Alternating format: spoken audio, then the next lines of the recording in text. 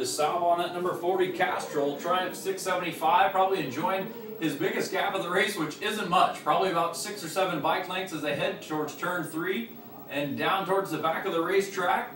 Top 10 rundown right now: DeSalvo, Bouvier, Cardenas, Zemke, Solis, your top 5, Bobby Fong, J.D. Beach now up to 7th, Dane Westby 8th, Jake Gagne 9th, and Corey West 10th.